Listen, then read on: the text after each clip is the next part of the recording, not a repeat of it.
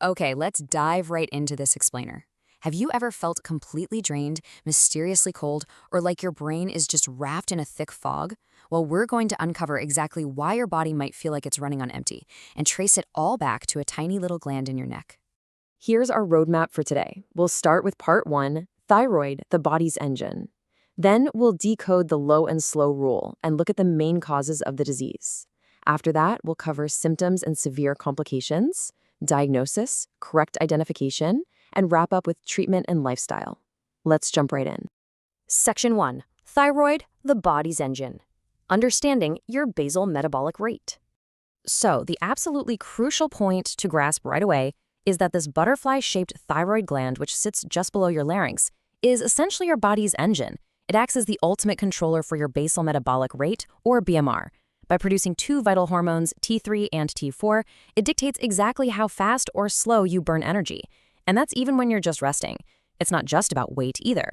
This little gland regulates your heart rate, generates body heat, and, incredibly, it is literally critical for brain development and physical growth. Section 2. The low and slow rule, decoding hypothyroidism. Now, the prefix hypo literally means low.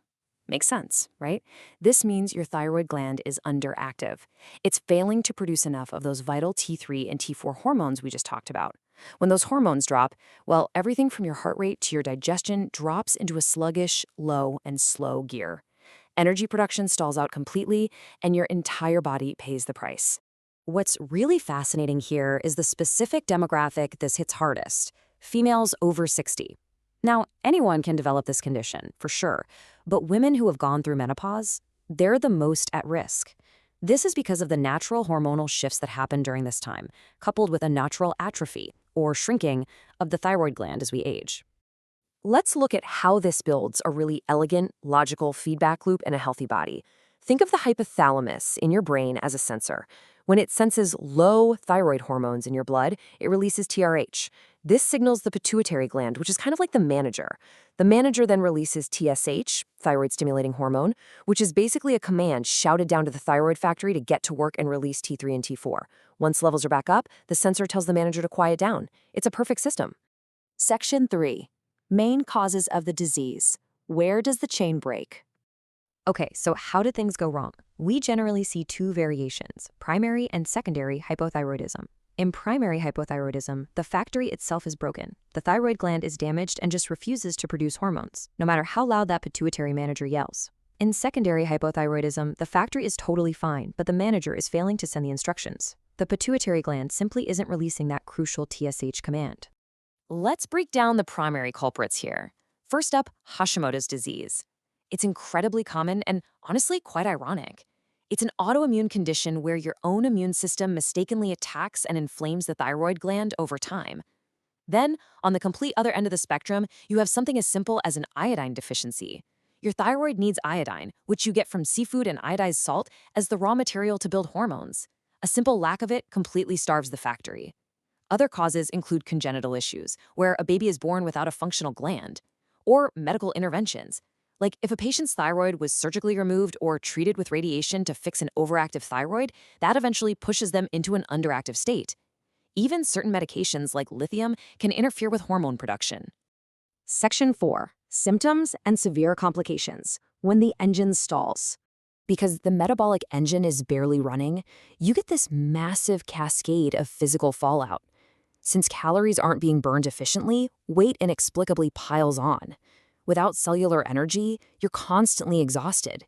Because your body isn't generating heat, you experience severe cold intolerance. Literally, you're freezing when everyone else in the room is perfectly comfortable. Your heart rate slows down, leading to low blood pressure. Even your digestive tract slows to an absolute crawl, causing severe constipation. Plus, reduced oil production leaves you with intensely dry skin and brittle hair. It's a really rough combination. But hey, it's not just physical. That low and slow effect heavily dampens the central nervous system too. This leads to severe brain fog, where memory and concentration just kind of slip away. Patients often experience depressed moods, profound drowsiness, and general lethargy. The slowed metabolism also weakens your peripheral nerves. This can lead to muscle cramps, numbness, and surprisingly enough, conditions like carpal tunnel syndrome.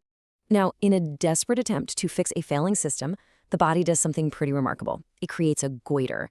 The pituitary gland keeps shouting at the thyroid to produce more hormones, so the thyroid gland literally enlarges its own tissue. It swells visibly in the neck to try and capture whatever tiny amounts of iodine might be floating around in the blood. If things go too far, you hit the extreme danger zone. If hypothyroidism is left untreated for a long time, the body's reserves hit rock bottom. At this point, a simple trigger, like extreme cold exposure, an infection, or even just taking a sedative, can plunge a patient into a life-threatening myxedema coma. This brings on severe hypothermia, altered mental states, and total cardiovascular collapse. It is a true medical emergency. Section 5. Diagnosis Correct Identification. Reading the dashboard. Thankfully, we have a way to peek under the hood long before things get anywhere near that dangerous. Blood tests make diagnosing this incredibly clear. Remember our feedback loop? In primary hypothyroidism, T3 and T4 are low.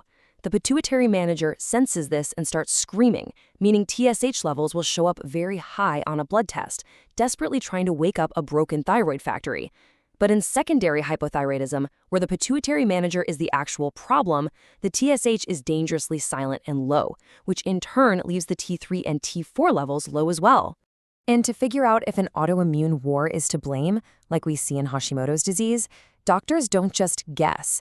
They simply run a blood test for specific destructive antibodies, namely anti-TPO and anti-thyroglobulin. If these are elevated, well, it proves without a doubt that the immune system is actively attacking the thyroid tissue. So, with all these severe symptoms, shrinking energy reserves, and complex blood panels, the ultimate question is, can we actually reverse this total metabolic shutdown? Section 6. Treatment and lifestyle. Restarting the engine. The good news, medical science has a highly effective way to get your body back to normal speed. The golden standard for treatment is levothyroxine. It's a synthetic version of the T4 hormone that perfectly replaces what your body is missing. But listen, it requires real discipline. You have to take it meticulously every single day on an empty stomach for the rest of your life. It's so vital that if you miss a dose one day, you literally have to take a double dose the next day just to keep your metabolic engine running smoothly. And because this pill is basically replacing your engine's fuel, continuous monitoring is required, often monthly at first and then yearly. Your doctor will constantly adjust your medication based on that TSH manager. If your TSH is screaming too loud, meaning it's high, your body still doesn't have enough hormone, so the dose has to increase. If the TSH is too low, you're getting too much artificial hormone and the dose must decrease. And if it's normal, you just maintain that current dose. Alongside the pill, you've got to actively help your metabolism. This means adopting a low-calorie, low-fat diet to manage cholesterol and weight gain, and making sure you get enough iodine through iodized salt or seafood. You'll also need regular exercise to manually boost that sluggish engine. And crucially, you literally need to keep your environment warm to avoid cold triggers while actively managing stress and sleep to protect your immune system. So I leave you with this thought. Knowing how easily this tiny butterfly-shaped gland can slow down your entire world, dimming your energy, your mood, and your mind, what steps will you take today to protect your body's engine? Listen to your body, check your dashboard, and never, ever ignore the signs of running on empty.